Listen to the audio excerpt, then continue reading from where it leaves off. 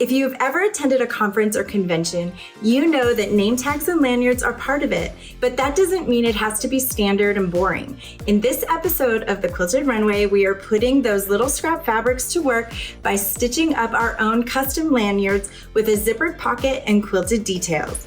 Whether you are off to a creative convention or you're just a sewist traveling for work, why not make your name tag pop and functional? Let's get started. To make your Ivy scrap lanyard and badge holder, here's everything you'll need. First up, fabric scraps, whatever makes your heart happy, for the body, the binding, and those cute little accents. I'm mixing solids with some cut strips from the Maywood Studio Beautiful Basics line and Kimberbell solids. Next, grab your batting, a piece of clear vinyl, and a zipper that's at least 6 inches long. I'm actually trimming one down from my stash because the color was too perfect to pass up.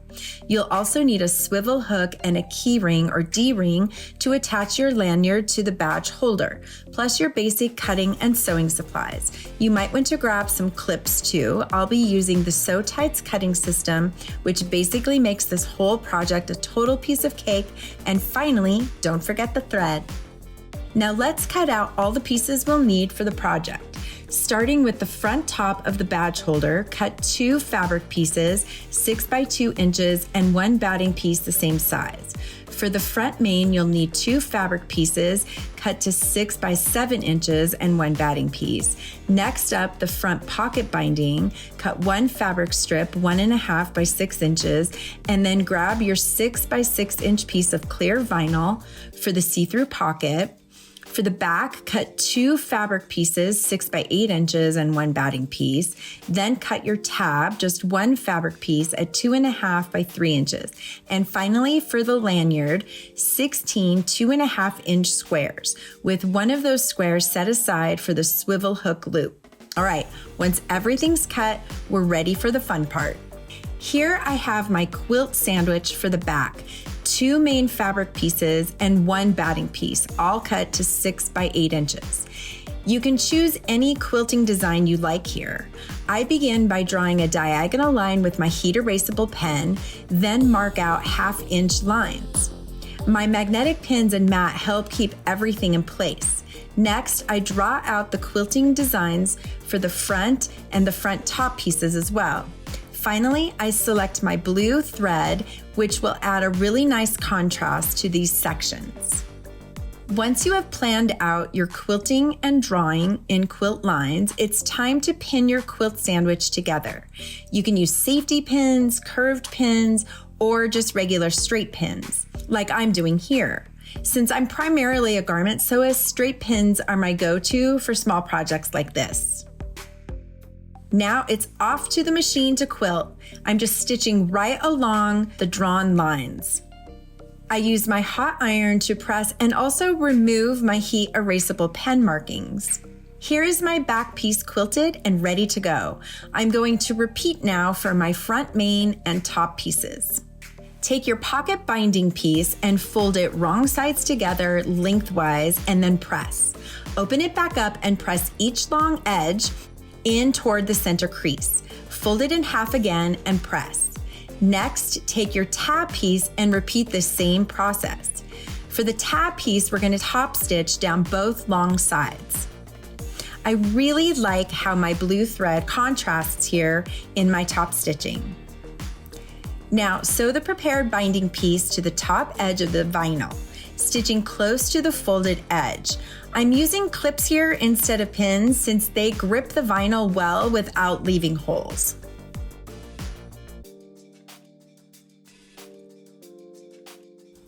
Now it's zipper time. Place the zipper right side up, then align the top front quilt sandwich piece face down along the zipper edge. Pin in place. Sew close to the zipper teeth, then finger press the fabric away from the zipper and top stitch. We're gonna repeat the same process with the bottom front quilt sandwich piece. And here's a tip, using a longer zipper here makes this step easier. Just let the extra zipper tape hang off the edge and I'm gonna trim it later. I'm also switching to my zipper foot here for better control.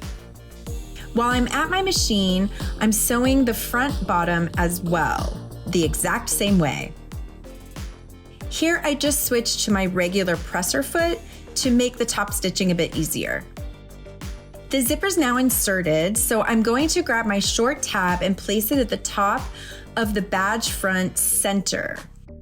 Be sure to add your round jump ring or keychain to the tab before attaching it, and then I'm going to pin it in place, aligning those raw edges. Next, layer the clear pocket on top of the zippered front piece, matching those bottom raw edges. Then place the back piece face down on top. I also trimmed a little bit to square up my layers here at the bottom. Here's something really important. You want to make sure that the zipper is open before sewing around all 4 edges. Sew around the edges. I used the edge of my presser foot as my guide here. And then after stitching, clip the corners, snip off the extra zipper tape if you need to. And also you may want to zigzag or serge these raw edges because I actually forgot this step when I was shooting this video. Sorry. Here I am trimming a little bit off to square up the quilted pieces. Here is a perfect little pouch for your stickers, business cards, chapsticks, what have you. I even think my phone fits. So now I have my badge holder complete, and I really love how my color blocking turned out and my contrasting quilting stitches. It's really cute and fun and so cheerful. So now it's time to move on to the lanyard strap so that I can wear it. Gather your 2.5-inch squares and arrange them in the order you'd like to sew them. I went with a sort of rainbow layout for mine. Then you want to set one square aside. This is going to be used for the swivel hook loop. Head over to your machine and stitch the squares together right sides facing with a 1/4-inch seam allowance to create one long strip, and then give it a good press to flatten out those seams. Now, fold the strip in half lengthwise with right sides facing and press. Sew down the long edge, leaving both ends open.